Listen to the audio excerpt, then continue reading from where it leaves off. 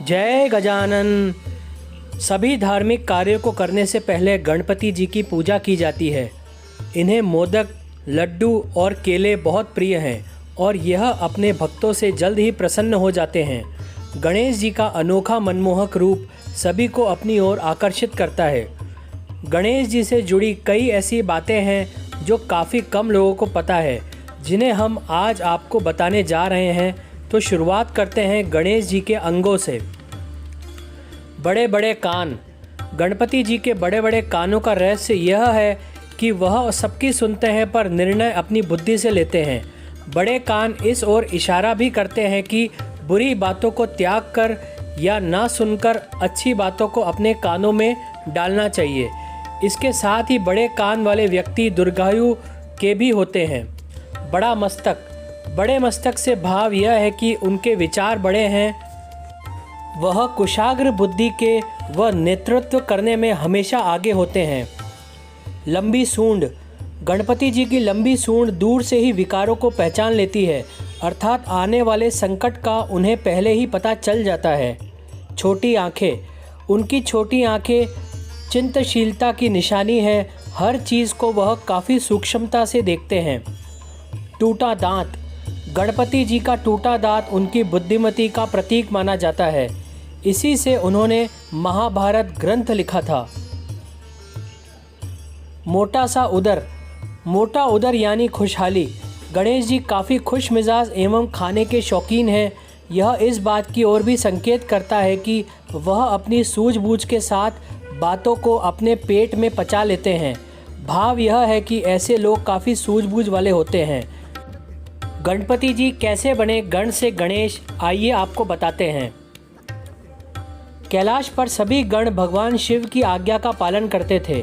उनके लिए भगवान शिव की आज्ञा सर्वोपरि थी। माता पार्वती ने जब नंदी गण को एक काम करने की आज्ञा दी तो अज्ञानतावश उसमें उससे चूक हो जाती है। तब पार्वती जी यह सोचने लगी कि सब केवल शिव की ही आज्ञा का पालन करते हैं, उनकी भी आज्ञा ऐसे ही कोई माने। इस पर उनकी दो सखियों जया और विजया ने गण बनाने को कहा। तब पार्वती जी ने स्नान से पूर्व अपने शरीर से उतरे उबटन से गण को बनाया और उसमें जीवन डाल दिया और फिर उसे आज्ञा दी कि चाहे कोई भी हो, किसी को भी अंदर मत आने देना।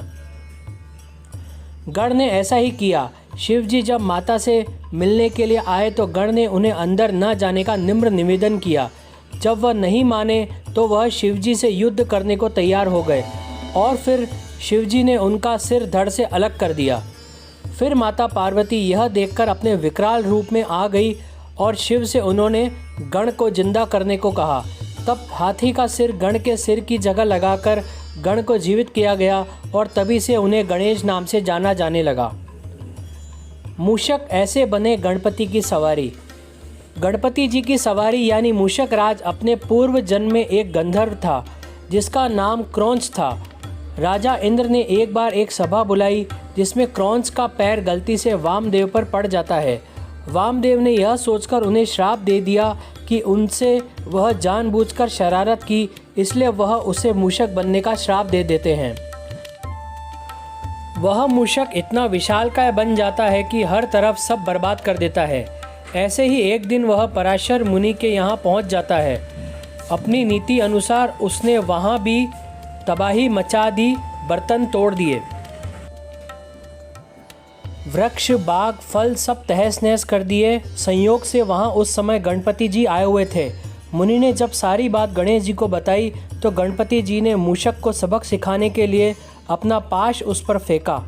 अब पाश से बचते बचते मूषक पाताल तक पहुँच गया और अंत में वह उसके गले में अटक जाता है और मूषक को अपने साथ लेकर गणपति जी के पास आ जाता है। मूषक बेहोश हो जाता है।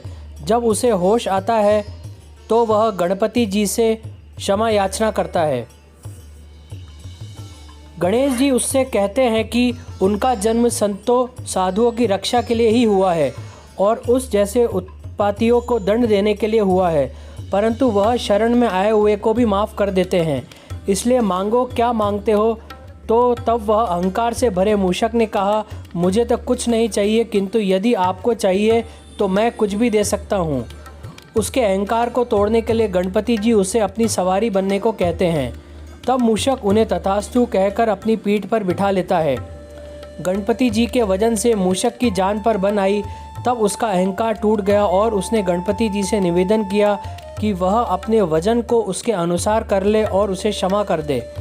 तब गणपति जी प्रसन्न होकर उसे हमेशा के लिए अपनी सवारी बना लेते हैं। जब शनि देव जी की दृष्टि पड़ी गणेश जी पर तो क्या हुआ।